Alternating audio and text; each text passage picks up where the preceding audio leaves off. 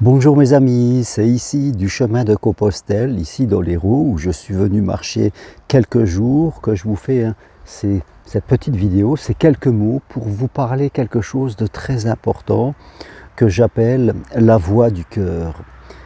La voix du cœur. Et comme toute chose, à un moment dans notre vie, c'est une décision que nous devons prendre pour évoluer, pour changer, c'est-à-dire choisir de prendre la voie du cœur. Alors qu'est-ce que c'est la voie du cœur? Commençons par la définir. Il y a un peu de vent, j'espère que vous m'entendez bien.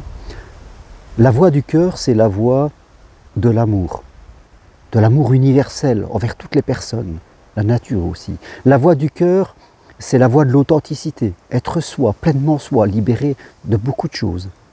La voie du cœur, c'est la voie de l'engagement dans des projets en respectant certaines valeurs. La voie du cœur, c'est la voie d'aller vers l'autre, quels que soient les autres. La voie du cœur, c'est la voie vraiment la plus profonde, la plus juste, c'est savoir se connecter au divin que nous avons tous à l'intérieur de nous. Et cette voie du cœur est vraiment quelque chose d'essentiel, je dirais, si on veut vraiment donner du sens à sa vie, si on veut vraiment je dirais avoir l'impression de faire un chemin qui nous ressemble. C'est un choix. C'est un choix personnel de vouloir entreprendre cette voie du cœur. Et c'est ce qu'on vient chercher sur Compostelle. Mais la voie du cœur est exigeante. Elle nous demande en premier de nous libérer de certaines choses. Elle nous demande de lâcher. La voie du cœur est une voie difficile souvent au début.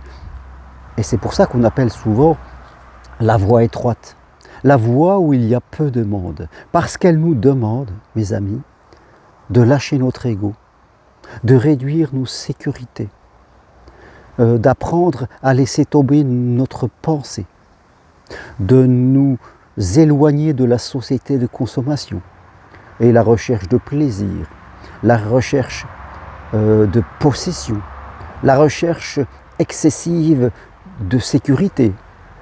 Elle nous demande de nous éloigner de notre recherche d'habitudes qui nous endorment, du bien-être juste pour moi, d'avoir une vie, fin de compte, centrée exclusivement sur mes besoins à moi.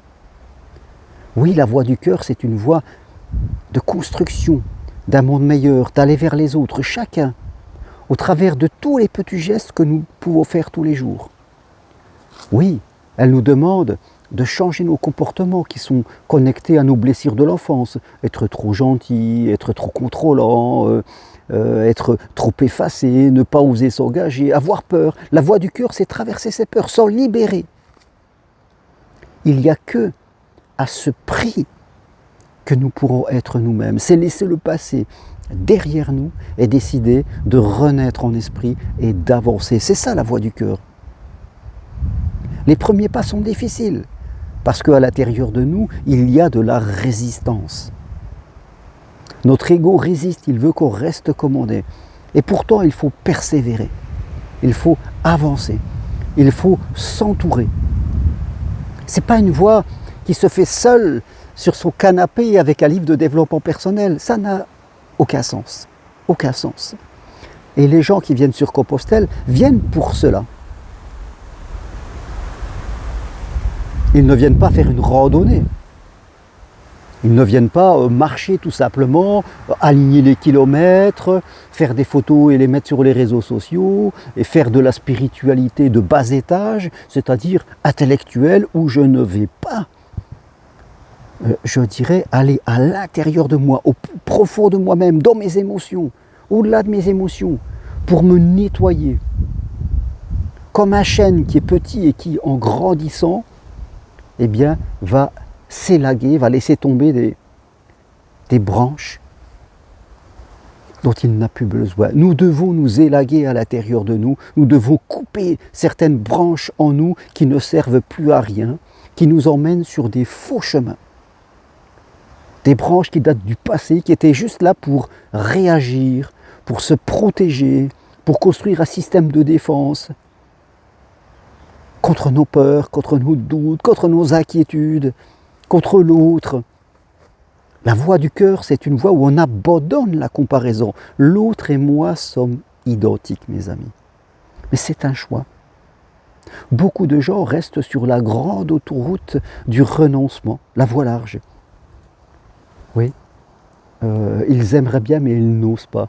Alors ils restent là, dans leur vie, où ils s'ennuient, où ils sont obligés de passer leur temps soit au travaillant, soit au s'amusant, soit le deux, où leur vie ne fait pas sens. Ne fait pas sens. La vie, le sens de la vie, c'est de se connecter à notre divin. Voilà la finalité. Et bien sûr, avec les autres, de construire un monde meilleur, mais pas forcément en faisant des choses immenses. Chaque jour, en s'engageant dans des petits projets. Les petites choses que je fais, même si les autres ne le voient pas. C'est ça la voie du cœur, c'est la voie de se libérer à l'intérieur. Parce qu'avant d'aller vouloir aller à l'extérieur, il va falloir faire ce travail à l'intérieur de purification, de nettoyage à l'intérieur de ça. C'est un choix que vous devez faire. Et je vous invite vraiment à le faire si vous ne voulez pas passer à côté de qui vous êtes. Voilà les quelques mots que je voulais vous partager avec vous aujourd'hui. Si vous voulez aller plus loin, eh bien venez marcher sur Compostelle. Maintenant, ça sera vers Rocamadour fin juillet. Offrez-vous 4 jours, c'est rien 4 jours.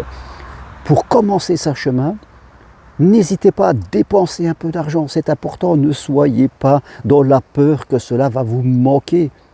Cet argent que vous investirez sur vous, il vous reviendra au centuple. Sachez sortir de vos habitudes, sinon vous ne serez pas dans la voie du cœur. Vous pourrez vous raconter des histoires qui vous font bien en vous disant « Oh, moi je ne suis pas comme les autres ».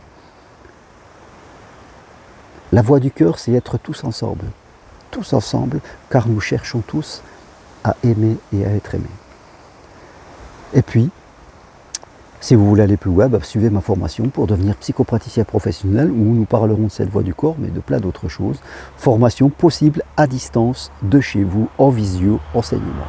Des infos sur mon site germainrocari.com. Merci à vous, à très bientôt, au revoir.